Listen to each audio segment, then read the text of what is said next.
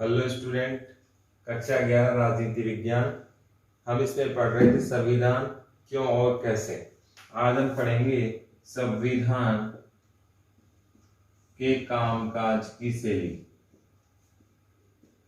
संविधान के कामकाज की शैली कि किस प्रकार संविधान सभा कार्य करती थी, किस प्रकार संविधान सभा ने हर चीज को आगे बढ़ाया, किस प्रकार की गतिविधियां संविधान सभा में संविधान बनाते समय हुई। इसमें अगर अपन पहला देखें तो ये था कि मतभेद होने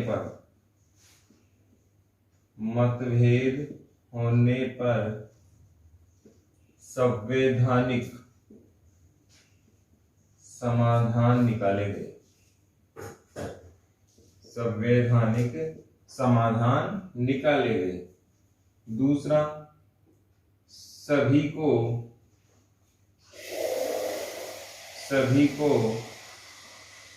प्रतिनिधित्व दिया गया।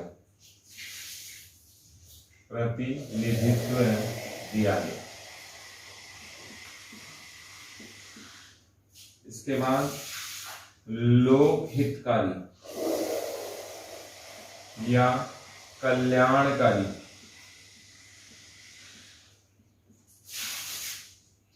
तथ्यों को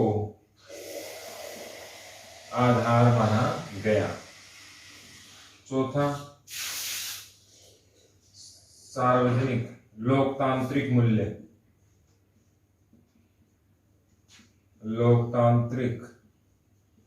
मूल्यों पर जोर दिया गया।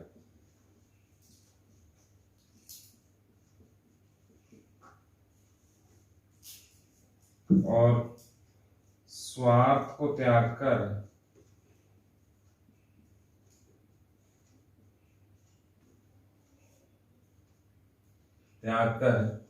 राष्ट्र हित सर्वोपरि रखा।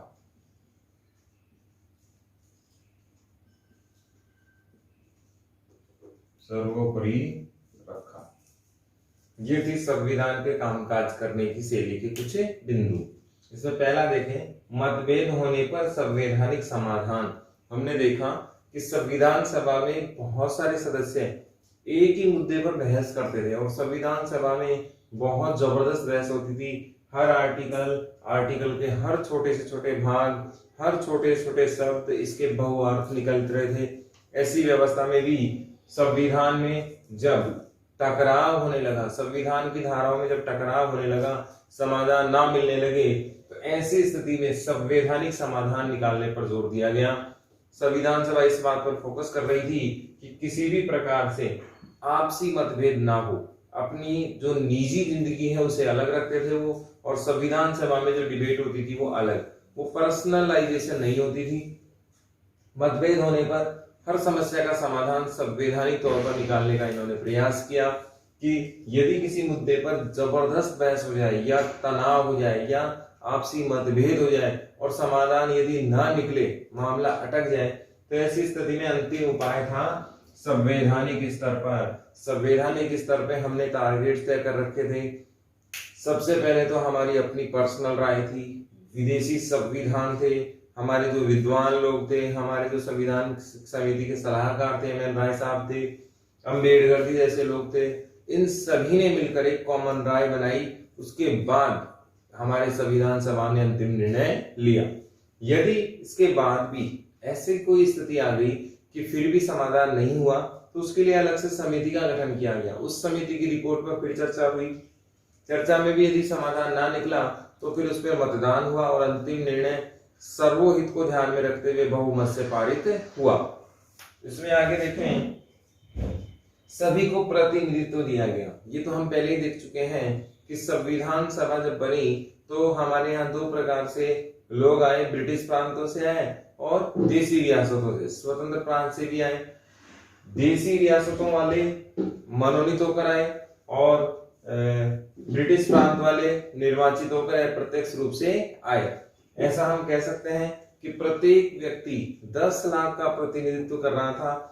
एक व्यक्ति संविधान सभा में 10 लाख लोगों का नेतृत्व कर रहा था। तो सभी को प्रतिनिधित्व दिया गया। कोई हिस्सा ये नहीं कह सकता, भारत का कोई क्षेत्र ये नहीं कह सकता कि हमें संविधान सभा में जोड़ा नहीं गया। इसलिए इस संविधान सभा ने जो संविधान बनाया है उसका हम समर्थन नहीं करेंगे या नहीं कर सकते हैं। ऐसे में प्रतिनिधित्व बहुत इंपॉर्टेंट था। संविधान सभा ने हर क्षेत्र को अपने संविधान सभा में जोड़ा। दूसरा, सभी धर्म, जाति, क्षेत्र, वर्ण, संप्रदाय सभी को हिस्सेदारी बराबर मिली है। संविधान में भेदभाव के लिए कोई जगह नहीं रखी है। सभी क्षेत्रों को प्रतिनिधित्व दिया गया है। सभी लोगों को, सभी आंकड़ों को देखते हुए समान प्रतिनिधित्व की बात इसमें की गई है कि कल को आने वाले भविष्य में ऐसे सवाल ना खड़े हों कि संविधान सभा में जब हमारी हिस्सेदारी ही नहीं थी तो हम इस संविधान को ना मानेंगे। ऐसी स्थिति में संविधान का विरोध होने लग जाएगा। संविधान का विरोध ना हो, इसीलिए इस प्रतिनिधित्व की बात कही गई है। लोक हितकारी कल्याणकारी तथ्य। लोक हितकारी की हम यदि बात करें तो संविधान सभा का सर्वोपरि जो अर्थ था, संविधान सभा का सर्वोपरि जो लक्ष्य था, टारगेट था, वो था जनहितकारी योजनाएं। ऐसे कार्य करना जिससे, ऐसा संविधान बनाना जिससे जनता का हित सबसे आगे हो। इन्होंने निजी स्वार्थ त्याग दिया, निजी जिंदगी के बहुत सारे विलासितापूर्ण कार्य इन्होंने छोड़ दिए और एकमात्र लक्ष्य इनका था किसी भी हाल में भारत के लिए कल्याणकारी योजनाओं का उदय होना। ऐसी योजनाएं बनाएं, ऐसे नियम बनाएं, ऐसे कानून बनाएं, ऐसा संविधान बनाएं जिससे देश का कल्याण हो, जनता का कल्याण हो और भविष्य में हमें कोई आपत्ति ना आए, इन नियमों का विरोध ना हो। इसके बाद है लोकतांत्रिक मूल्य। हम ये देख चुके थे कि यदि संविधान पर अतिक्रमण होता है तो उपनिवेशवाद, तानाशाही, अराजकतावाद आता है। ऐसी स्थिति में हम लोग लोकतांत्रिक मूल्यों पर बहुत ज्यादा जोर दिए हुए थे। किसी भी तरीके से हम लोग संविधान को लोकतंत्र के विरुद्ध नहीं जाने देंगे। यानी कि इनका जो मुख्य उद्देश्य था संविधान सभा की यदि हम बात करें तो संविधान सभा का सबसे इंपॉर्टेंट जो टारगेट था वो था कि हमारा जो सिस्टम है, हमारी जो शासन की व्यवस्था है वो कैसी होनी चाहिए, लोकतांत्रिक होनी चाहिए, लोकतंत्र पर आधारित होनी चाहिए। हमारा जो संविधान बने उसका मूल उद्देश्य होना चाहिए कि लोकतंत्र को किसी भी प्रकार का नुकसान नहीं पहुंचाएं। क्यों? इसके पीछे हम देखते हैं कि भारत उपनिवेश रहा लगभग 250 साल। 1600 ईस्वी में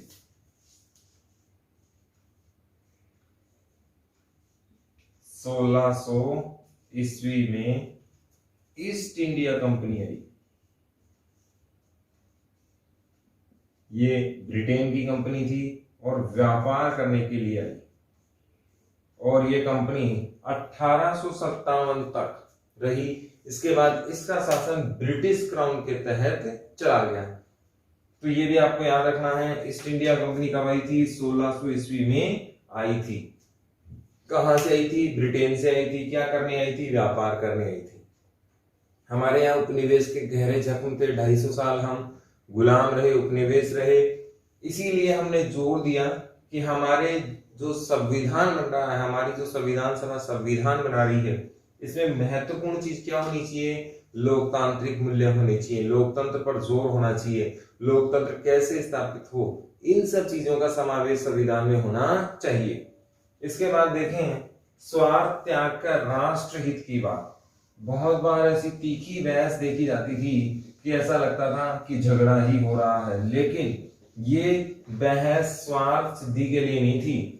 ये बहस थी देश के लिए सर्वोच्च संविधान बनाने के लिए, देश के लिए एक अच्छा आइडियल आदर्श नियम कानून बनाने के लिए।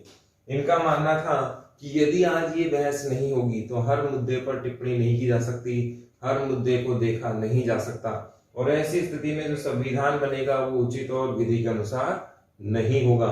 इसीलिए इन्होंने बहुत ज्यादा जोर दिया कि हर हाल में हमारा जो संविधान हो उसके हर मुद्दे पर हमारी बहस होनी चाहिए, हर व्यवस्था हमें समझ में आनी चाहिए और इसके बाद हम लोग आगे बढ़ सकते हैं।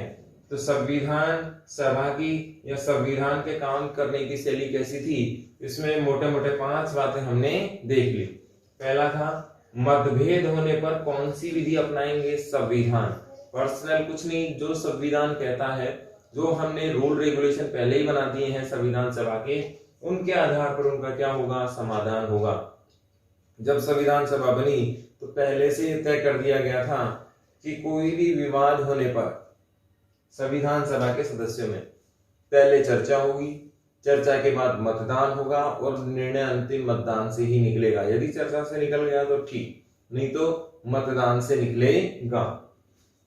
सभी को प्रतिनिधित्व दिया जाएगा, यानी कि हर हिस्से पर हर व्यक्ति की पहुंच होने वाली है। लोक हितकारी कल्याणकारी तथ्यों को हम जोड़ेंगे, संविधान में ऐसे भाग हम जोड़ेंगे, ऐसे नियम हम जोड़ेंगे जिसका उद्देश्य केवल क्या हो? जनता को हित पहुंचाना हो, कल्याणकारी व्यवस्था करना हो।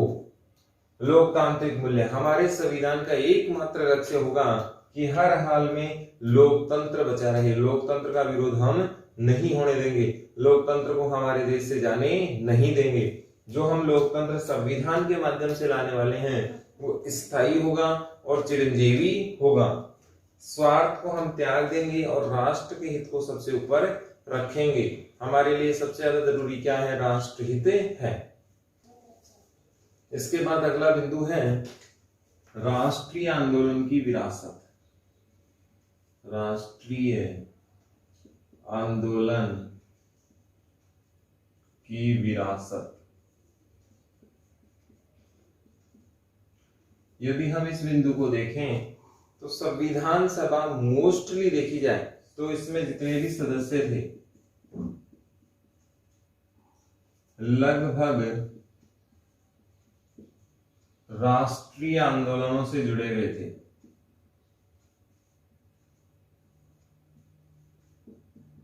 ये राष्ट्रीय आंदोलन आजादी के आंदोलन भी कहलाते हैं।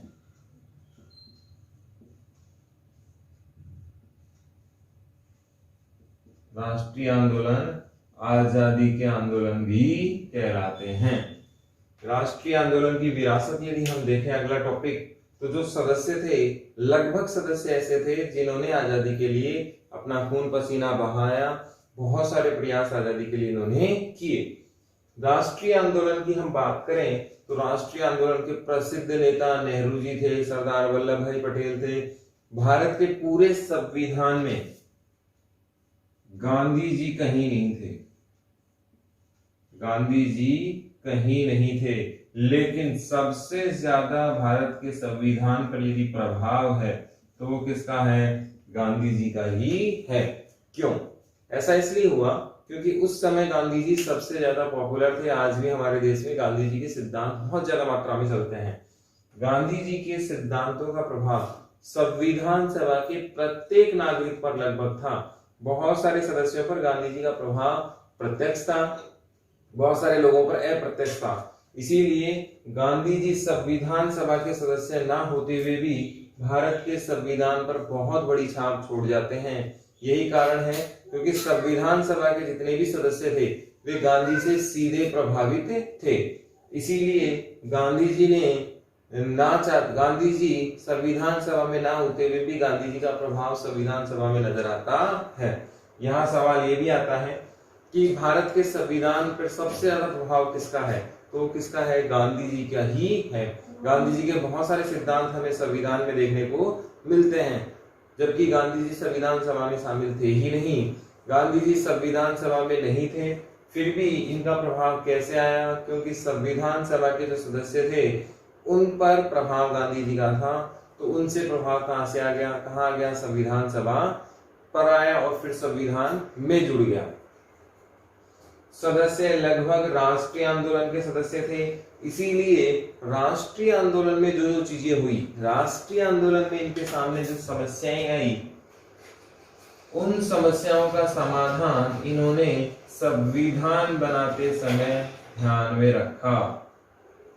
एक बात कि जो समस्याएं आजादी के आंदोलन के समय हमारे को फेस करने को मिली, गुलामी के टाइम, उपनिवेश के टाइम हमने जिन समस्याओं का सामना किया, उन समस्याओं का समाधान हमने ये रखा कि जब हम आजाद होंगे तब उन समस्याओं को सॉर्ट आउट करेंगे।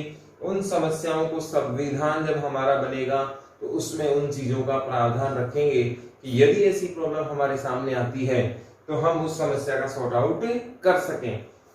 तो आंदोलन की विरासत में देखें हम लोग, तो हमने उपनिवेश का विरोध किया, क्योंकि हम क्या थे, खुद उपनिवेश थे।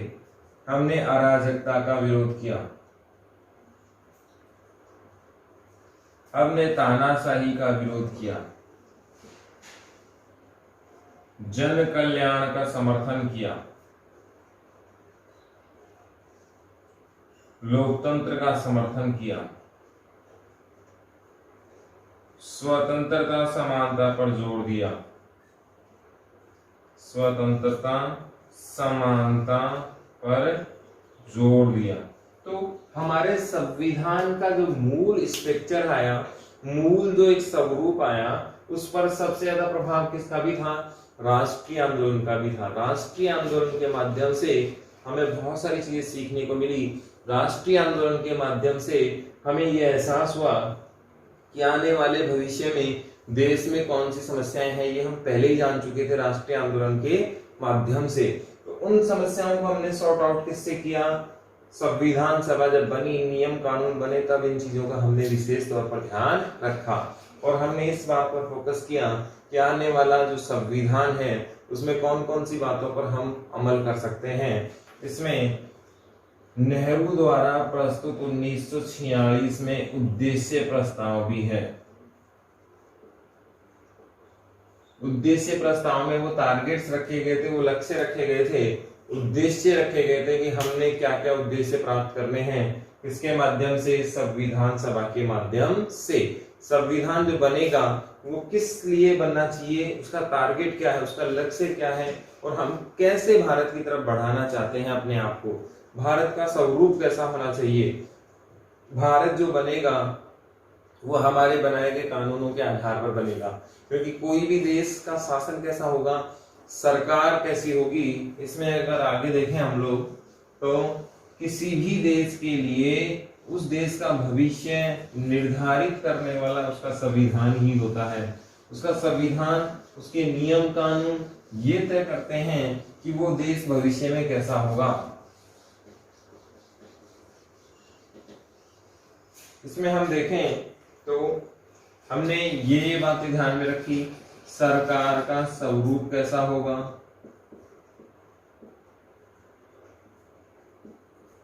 स्वरूप कैसा होगा, सरकार चलाने का तरीका कैसा होगा, चलाने का तरीका कैसा होगा,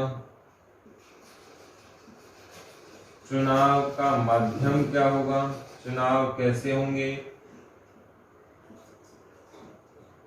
या यूं कहें पूरा सिस्टम कैसे चलेगा।